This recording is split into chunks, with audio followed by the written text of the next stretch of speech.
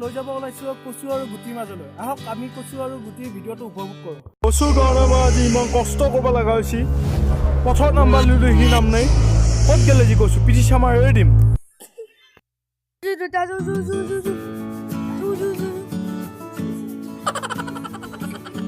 ঐ ক'ত পলালি ৰ ক'ত পলাইছা ৰ পিঠি চামাৰ এৰি দিম তহঁতৰ।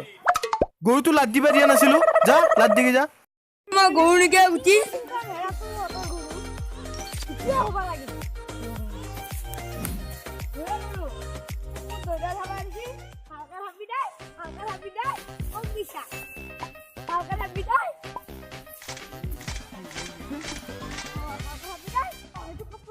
কালি বৈদ্য ভগৱান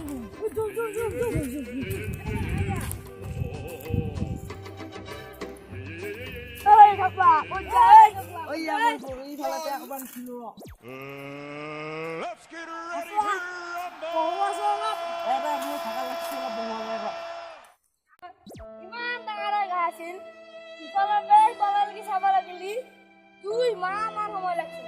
ও হয় নেকি? ইমান ডাঙৰ গাছ আমি জন্মত দেখা নাই।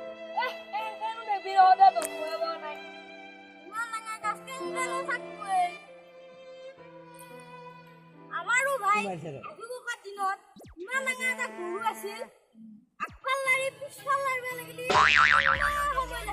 ও হয় নেকি? ইমান ডাঙৰ গৰু আমাৰো আজোকাৰ দিনত ইমান ডাঙৰ এটা ঢোল আছিল। এফালে চাপৰ মাৰি আনফালে চাপৰ মাৰিলে 4 মাহ মান সময় লাগিছিল।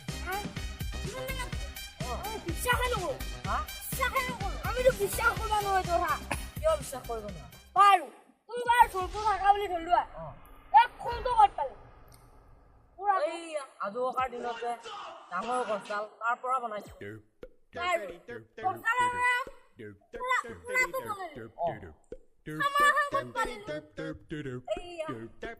আজোকাৰ দিনতে গৰুটোৰ পৰা বনাইছো আকৌ।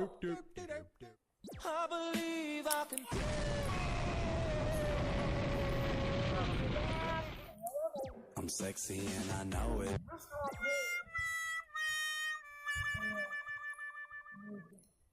বাৰু এই পুৰাটো আমাৰ পে নিলি আমাৰ গুটিটা পে নিলি পিছে হেৰিবে ফুলটো ক'ত চলি গৈছিল? এই গুটি এটা যে গৰু থকা ঘৰটোত থৈ দেও আকৌ। মই এতিয়া যাওঁ, তহঁতৰ লগত টাইম পাছ কৰিলে মোৰ লগত নহ'ব। মই এতিয়া যাওঁ।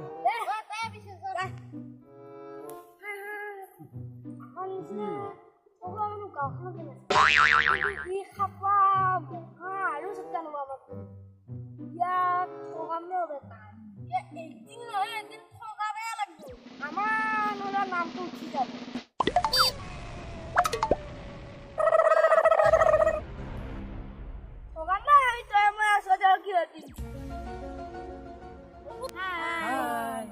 আমাৰ ভিডিঅ'টো ভাল পালে লাইক কৰিব, কমেণ্ট কৰিব, সাবস্ক্ৰাইব কৰিব প্লিজ প্লিজ প্লিজ।